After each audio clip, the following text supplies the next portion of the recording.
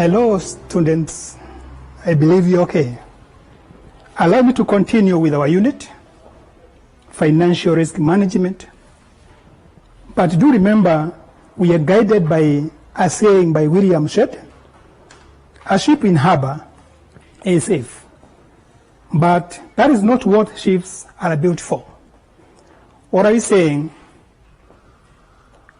If you want to start a business, there is no way you can run away from risk. The fundamental issue here is how to operate your business and manage risk to the best way possible. And because of that, I'm going to take a review of what already we have done. We talked about risk, then financial risk, then management of risk. After management of risk, we went to strategies which are used to manage risk. Having identified those strategies, we said those strategies can be achieved via tools or mechanisms.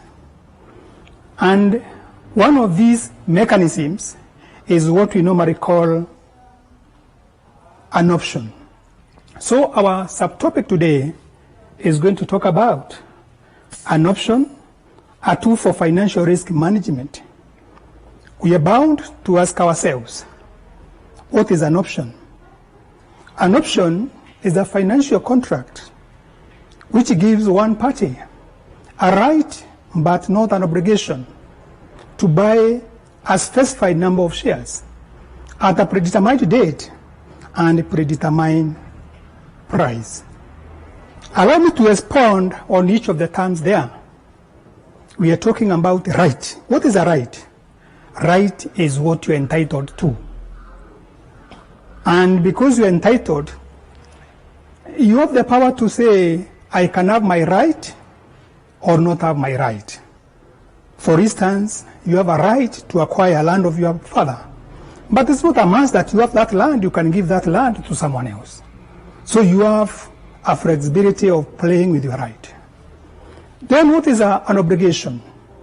An obligation is a duty which you are bound to undertake. And you cannot give someone else your duty. You have to do that. So because of this, if an option gives the order a right, it implies the order is highly flexible to execute that contract or allow that contract to lapse, depending on profitability. Then I'll talk about what is a security. Do remember in Financial Management 1, these are financial instruments which can be used to generate funds. And examples are like this one. We have a share, a bond, or a debenture, among others. So, we have all that. We are talking about predetermined price. Predetermined price is also called excess price or strike price. Because at the end of maturity, you are striking the contract to your advantage, if at all you are executing it. What you are supposed to realize is that there should be two parties. There should be two parties. There should be two parties to this contract, a buyer and a seller. So,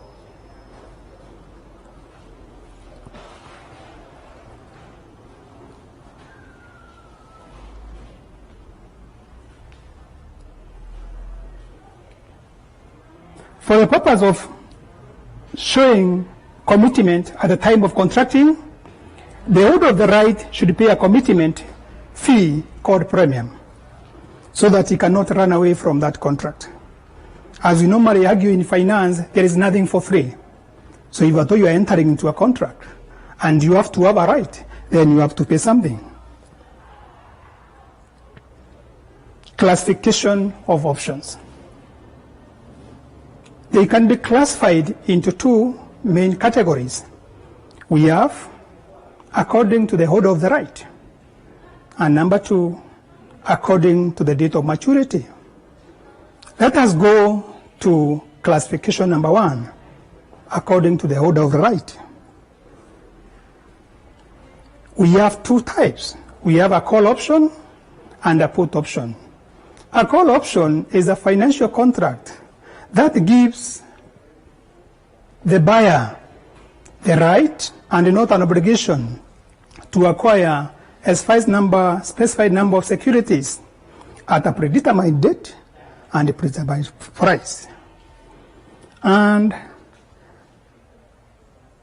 borrowing from that, I can give an example. A contract between KK Limited and Savcom Limited, such that KK Limited intends to buy 2,000 units of shares of Savcom Limited at the end of 3 months at a price of Kenya shillings 120.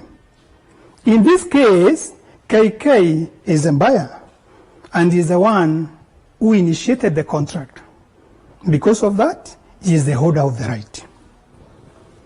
Another type in the same classification is what we call put option. It is a financial contract which gives the seller now, not the buyer, which gives the seller the right to sell a specified number of securities at a predetermined date and predetermined time. Because of that, being the holder of the right, he can execute it or allow it to lapse depending on profitability position. And an example is here. A contract between Equita Limited and Savcom Limited, such that Savcom Limited intends to sell 5,000 units of shares to Equita Limited at a price of Kenya shillings 100 at the end of 6 months. If you check the wording there, we can appreciate that now it is Savcom which is initiating to sell, and because of that, they are the ones who are having the right. Then you go to the second classification, which is depending on the time of maturity. We have 2 types. We have American option and European option. What about American option? This is a financial contract which can mature at any given time before the date of expiry. What am I saying it can mature? That is, the holder of the right can execute it even before the time stipulated in the contract, so long as he realizes there is what we call an advantage of profitability. Then we have the European option. Which is highly inflexible. You cannot execute it until the end of as stipulated in the contract. If it is 6 months, it should be at the end of 6 months. Comparing the two, it implies that the American option is better than European option, putting other factors constant, in the sense that it is highly flexible. You can execute it even after 1 minute or 2 seconds or 3 minutes, or whatever the length, so long as you are within the time frame and you are making profit.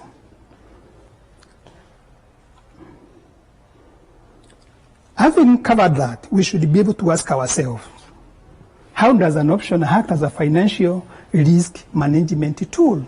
Because we are appreciating it as a tool to manage financial risk. The example is given here, of which we can go through it. KK Limited initiated a contract to buy 2,000 units of Savcom shares at the end of 3 months at a price of Kenya shillings 120 per share. What is required for last year?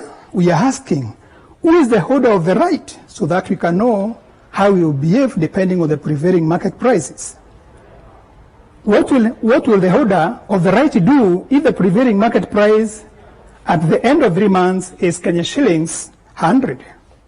Then the third question is, what will the holder of the right do if the prevailing market price at the end of 3 months is Kenya shillings 150? Do remember, after entering into a contract, the market is reacting, and we have different prices at different dates. So let's go check our solutions. Solution number one, we appreciate that KK is the initiator of the contract. So he is the one who is holding the right.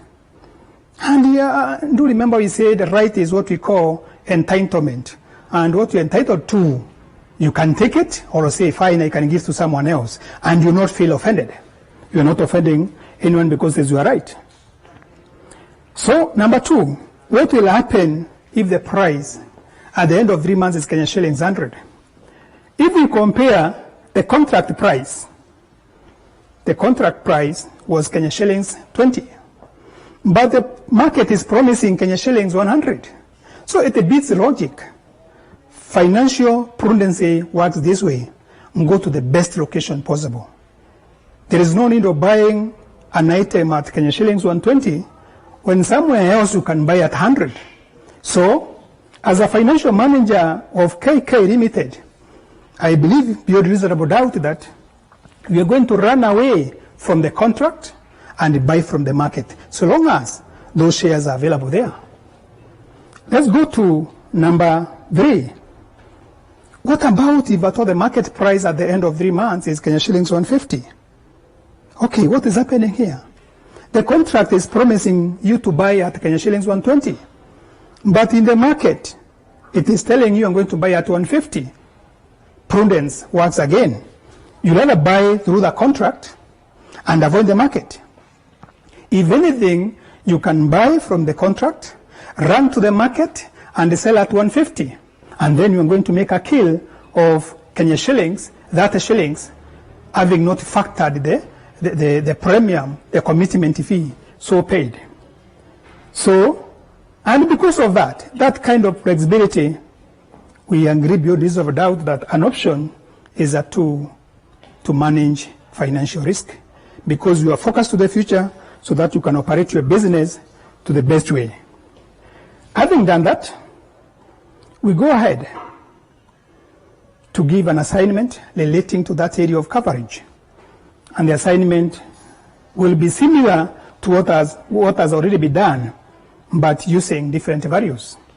Savcom Limited intend to sell 5,000 units of shares to Equity Limited at a price of Kenya shillings 100 per share at the end of 6 months. Then you are asked, who is the holder of the right? Number 2, what will happen to the holder of the right when the market price is Kenya shillings 80? What will happen to the holder of the right when the Kenya shillings is 130? You think outside the box. After covering that, we go to inner part of the topic, and this is valuation of options. The value. Any liability, any asset should have a value. So we are asking ourselves, what is the value of this contract in terms of money? And there are 2 main models which are normally used to work for the value of an option. There is what we call simple models as well as complex models. Simple from the word. Simple in the sense that it normally uses only 2 variables: prevailing market price and excess price or strike price. So 2 variables are not all okay for do in-depth financial analysis. We need to factor more variables in any model. No wonder we have complex models.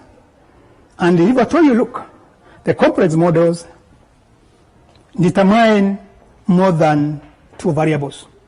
In a real sense, they do factor prevailing market price, risk-free rate of return, for instance, the return which can be got from the treasury bills, volatility, that is how varying the return of a security is taking place, time, as well as excess price. So you can see it is an extension of the simplified model, and it should be a superb model than the simple. All in all, we have to use the 2 of them. Let's start with the simple models. As much as they are simple, they have ability of determining the value of an option, and by extension, to know when the right holder is making a profit, is making a loss, or at break-even point. As far as we start, we said we have 2 types of options as far as hold of the right is concerned.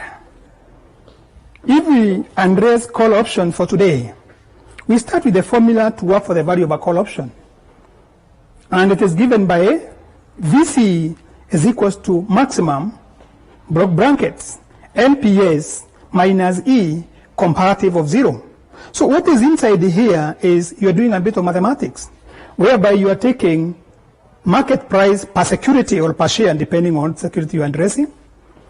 You subtract the excise price, then you compare with the 0. And it is okay here. VC, value of a call option. Max, maximum. MPS, prevailing market price. E, excise price. Thus, at a particular time, the value of a call option is the highest value when we compare the difference between market price and the strike price with a 0. Allow us to know how to know whether the right holder is making a profit or a loss or at a break-even point. Having worked for the value, we go ahead in determining profit or loss. And profit or loss is given by this formula. P/L is equals to VC minus PRIM, where P/L is profit or loss, VC, value of the call option, PRIM, premium paid when entering into a contract. Do remember we said it is a kind of commitment fee. Having computed P and L, then we can make further deductions. When the buyer is making a profit, the buyer is said to be in the money. We argue financially, in the money. When making losses, we talk about out of the money. And when at the break-even point, you are not making loss, neither profit. Do remember game theory, you can be at a game break-even point. Then we talk about at the money. We consider the example there. Mr. John acquired a call option to buy Safcom Limited shares at the end of 3 months at a price of Kenya shillings 100 per share. For the purpose of showing commitment, a premium of Kenya shillings 10 was paid to Safcom Limited. Required value of the call option at each of the following prevailing market prices. Do remember I said, the moment the contract has been entered, the market is reacting. And each and every day we may be having different prices or a point at which the order of the right can execute the contract. So the market price can promise 50 shillings, 70, 80, 100, 120, 140. These are hypothetical cases because the market is spanned from 1 month to the last month.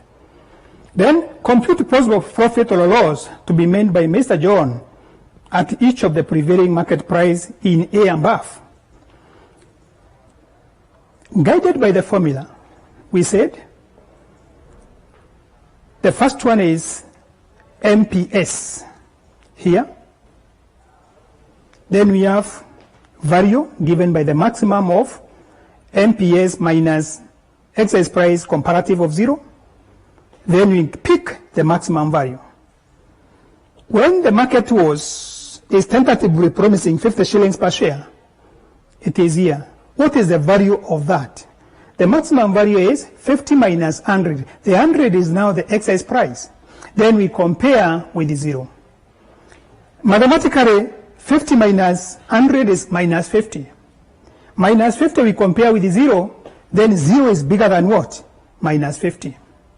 And we move that way. We come here, 70. The value is 70, take away 100, you compare with our 0 here. 70 minus 100 is minus 30. You compare with the 0, 0 is bigger. So, at that price, the value is 0. If we go that way, we come to 140, it follows the same case. The value of a call option is 140 minus 100, which is 40. Then you compare with 0. Then 40 is the maximum. It is the highest. So we have already known how to work for the value of a call option using simple models.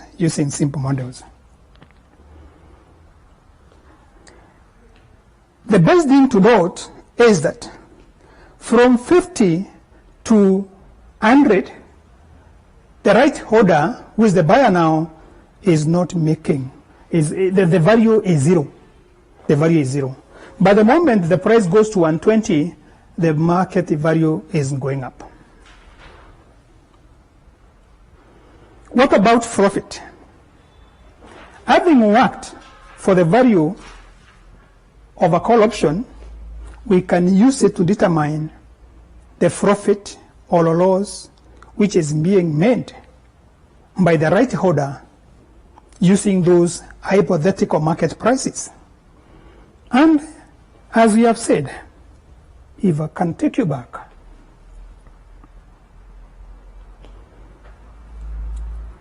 the value of the price, the profit or loss of a call option is given by the value take away the premium. And you remember I said the premium is kind of a commitment fee.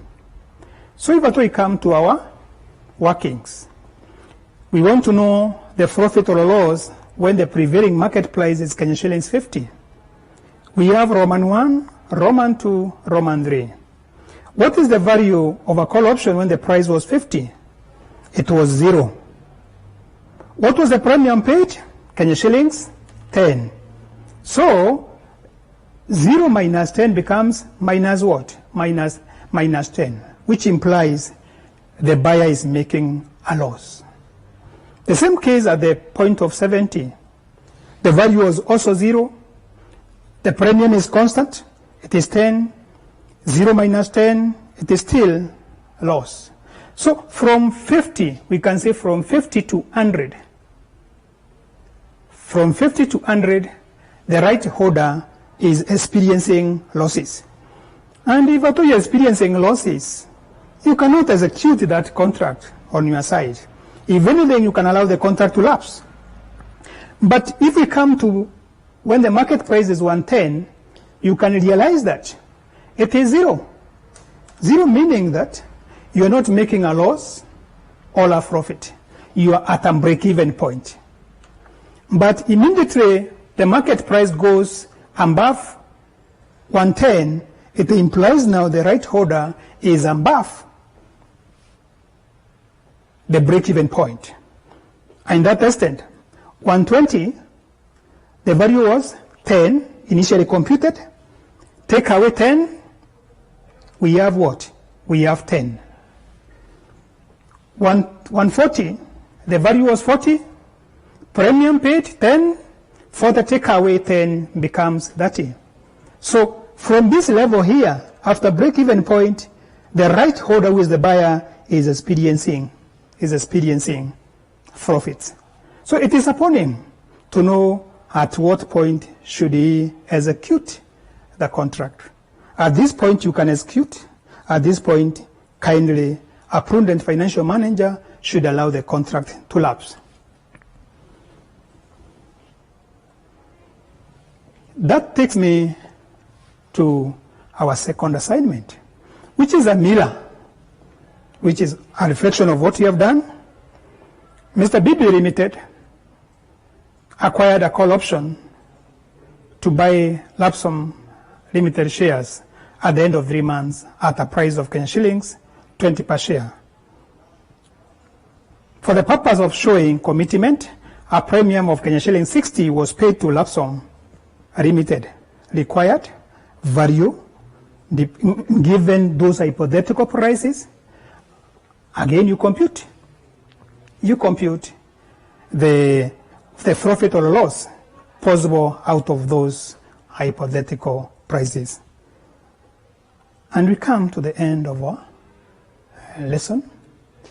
Next lesson will be value of a put option using simple models. Thank you, class. These televised lectures supplement our robust online learning going on our MKU online platform. You can view more on our televised lectures via our online platform. We are in a digital era, and Mount Kenya University knows this. The following are the steps to follow so as to complete your online application. Download the application form from the website www.mku.ac.ke. Attach copies of your academic certificates and ID. Pay the application fees via M-Pesa pay bill number 270988. Your ID is the account number. 2,000 shillings is the charge for a postgraduate. You can also deposit in the bank accounts provided on the website. Then, email all the above to apply@mku.ac.ke.